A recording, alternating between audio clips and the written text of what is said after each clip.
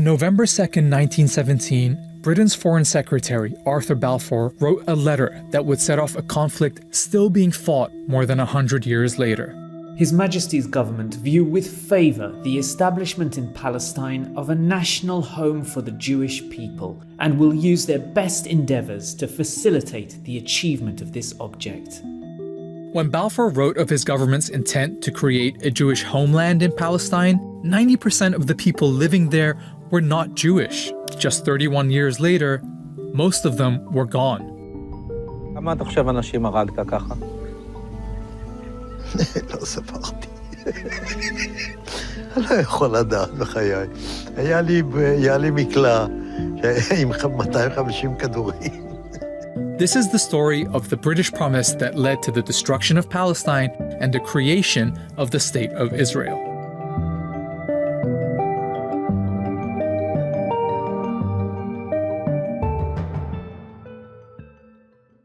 Let's start with the obvious question. Why were the British making promises about other people's countries? The short answer, empire is one hell of a drug. This was World War I, and the British were making lots of promises. In addition to promising a Jewish homeland in Palestine, they promised Arab leaders independence if they rose up against Britain's enemy, the Ottoman Empire. The Arabs did. Hollywood even made a movie about it. Arabia's for the Arabs now. That's what I've told them anyway. That's what they think. That's why they're fighting. Oh, surely. A month after Balfour's letter, British troops took Palestine, ending 400 years of Ottoman rule. The people who lived there were Arabs, mostly Muslims, but there were Christian and Jewish minorities too. There was also a tiny number of European Jews who in the late 1800s had started building small colonies there. At a time when many Jews were suffering horrific persecution in Europe, they felt Palestine could be an escape. The idea of building up a Jewish presence in Palestine became known as Zionism, but it stayed a fringe movement among European Jews. Many of them felt they shouldn't have to leave their countries to avoid persecution. But Zionism as a political movement took a big step forward with an Austrian man called Theodor Herzl. And this guy is a very important name in this story. In 1896, he published Der Judenstaat, or in English, The Jewish State. In it, he said the only way for Jews to avoid Europe's anti-Semitism was not just to leave, but to have their own country. And Herzl didn't just write. The next year, he organized a conference in Basel, Switzerland, the first Zionist Congress. The attendees agreed on a program which sought, among other things, to establish a Jewish homeland in Palestine and promote Jewish settlement in Palestine. From here on out, the Zionist movement became very active, setting up funds to promote Jewish immigration to Palestine, companies to buy land there, and recruiting representatives to advocate for their cause with different governments. A few days after the conference, Herzl wrote this in his diary. At Basel, I founded the Jewish state. In 5 years perhaps, and certainly in 50 years, everyone will perceive it. He was only off by 1 year. Okay, so that is a lot of history, but it's important because the Zionist movement is a critical part of the story going forward, especially after it found a friend in the British government, where a lot of high-ranking officials supported Zionism, sometimes for unexpected reasons. Prime Minister Lloyd George, for example, was a Christian zealot who believed gathering the Jewish people in Palestine would bring Jesus Christ back to earth. Others, like Balfour, believed that getting the Jewish people out of Europe and into their own country would be a good thing. Herzl was pretty visionary when he wrote that the anti-Semitic nations will become our allies. Meanwhile, the Zionists assured Britain that their future country would be a reliable ally. So that's the backstory of how European anti-Semitism, Zionism, and British imperialism all led to the Balfour Declaration, this British promise to build a homeland for Jews in Palestine. Now we're going to look at how Britain did that. World War I had been a conflict between rival empires, and the winners set up the League of Nations to distribute the losing side's territories between them. They called it the Mandate System, putting territories once controlled by the Ottoman and German empires under the, quote, tutelage of advanced nations until they became independent. Britain was given the mandate over Palestine, but the Palestinian people were never asked what they wanted or what independence would look like to them. Listen to what Balfour wrote to one of his colleagues. For in Palestine we do not propose even to go through the form of consulting the wishes of the present inhabitants of the country. Instead, it was the Zionists who were consulted about what their vision for Palestine was, and so the mandate ended up incorporating not just the Balfour Declaration, but several clauses requiring Britain to ensure the establishment of a Jewish home in Palestine. British rule was very accommodating to the Zionist project. The Jewish community in Palestine grew with big waves of immigration. They had their own schools and factories and even their own militia, the Haganah, and they were led by the Polish-born David Ben-Gurion, the leader of their representative body, the Jewish Agency. To the Palestinians, it was clear that Britain wasn't delivering them independence. It was delivering their country to other people. In 1936, they went on strike. British forces tried to break the strike with arrests, torture, mass punishment, and executions. Leaders were exiled, weapons confiscated, and houses blown up. Palestinian fighters attacked British and Jewish targets, while British and Haganah forces would carry out joint raids on Palestinian villages. Something had to change. The British government sent a commission called the Peel Commission to figure it out, but their proposed solution was typical. Just draw another British line on the map, divide the country, give this part to the Jews and this part to the Palestinians, and make that part of Transjordan next door. Oh, and because the Palestinians were a majority in the country, 250,000 of them would have to be removed by force to make the Jewish state viable. Remember, these were the proposals that were meant to calm things down. Spoiler, they didn't.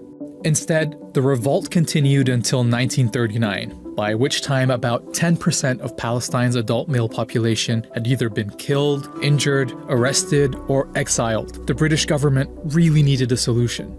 So, here comes another report. The Commission is studying the 20-year-old Jewish settlements in British-mandated Palestine. The 1939 White Paper created a conflict between the British and the Zionists for the first time, because it rejected partition and said the solution was for Palestine to gain independence within 10 years, with everyone living there sharing it together. Crucially, it also imposed severe limits on Jewish land purchases and immigration. To the Zionists, this felt like a betrayal. In response, some set off bombs across the country, killing dozens of Palestinians. But soon, everyone was distracted by something much bigger. More than 60 million people were killed in World War II, including 6 million Jews murdered in Nazi death camps. Jewish survivors fled Europe, with a large number of them trying to find safety in Palestine despite the British limit on Jewish immigration. This set off a more direct confrontation between the Zionists and the British, with Palestinians often targeted as well. The Zionists knew two things. Militarily, they were stronger than the Palestinians, and Britain was exhausted by World War II, so it wouldn't have the stomach to keep fighting in Palestine. They were right. In 1947, after 30 years of occupation, Britain announced it was quitting Palestine and asked the newly formed United Nations to clean up its mess. Alright, 1947 and 1948 are the most pivotal years in this story, so let's take a look at how things are lining up. During British rule, Jews had gone from 10% to 30% of the population, and owned about 6% of the land. Under Ben-Gurion's leadership, the Jewish Agency was pretty much functioning as a government for the Jewish community. And the Zionist militias had tens of thousands of soldiers, modern weapons, and officers who'd already fought in World War II. On the other side, the Palestinians hadn't been allowed to develop their own administration or military. But as they waited for the UN solution, they were still the majority all over the country. In November 1947, the UN, then only made up of a fraction of the world's countries, voted to partition Palestine. This plan marked off 55% of the country for a Jewish state, but the UN never explained how it could be a Jewish state when half the people in its territory were Palestinian.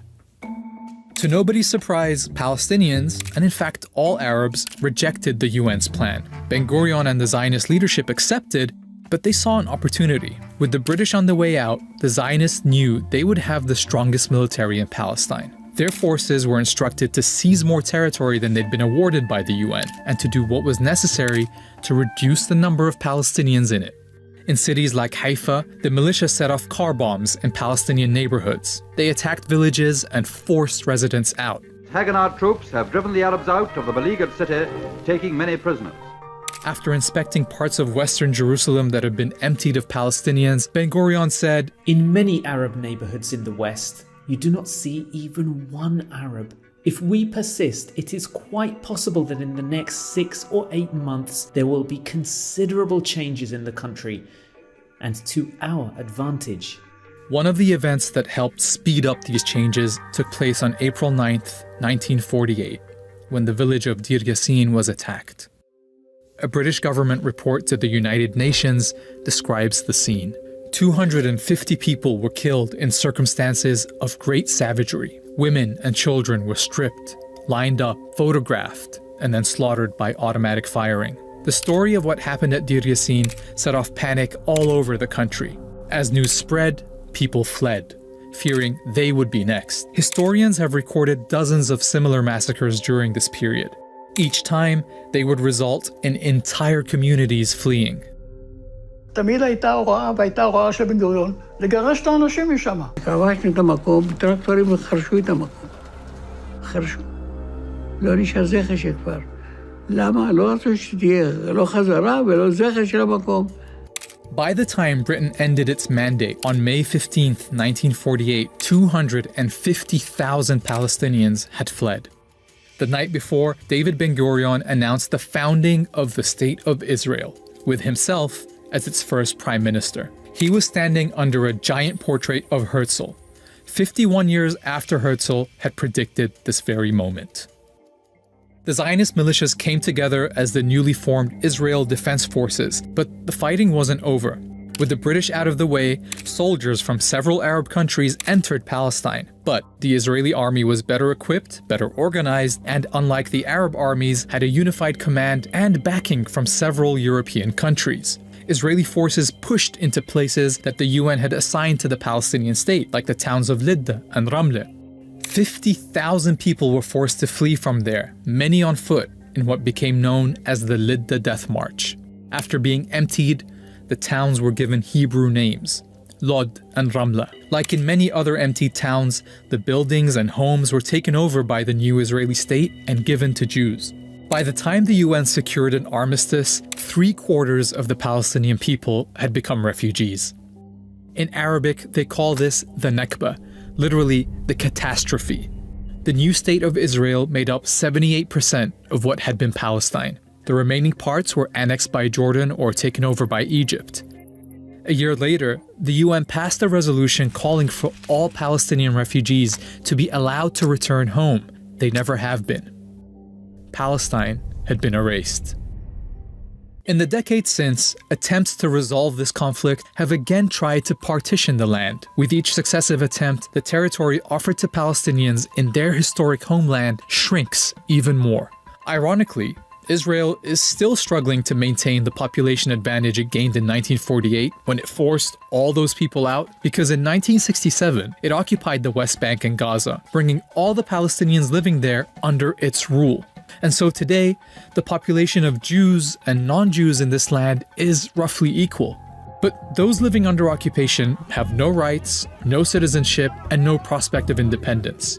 The Nakba-era tactics of settlement, home demolitions, and expulsion are still used against them. Nakba, Nakba, no! We want Nakba, Nakba, no! Israel has taken the land but wants nothing to do with the millions under its rule. International, Israeli, and Palestinian human rights groups say this system is a form of apartheid.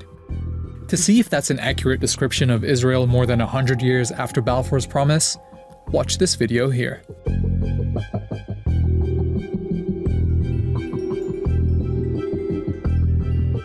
Universal television को subscribe करना ना भूलें। उसके बाद bell button पे click करें और अपने कमेंट्स के सेक्शन में अपने कीमती जो ख्यालात का इजहार ज़रूर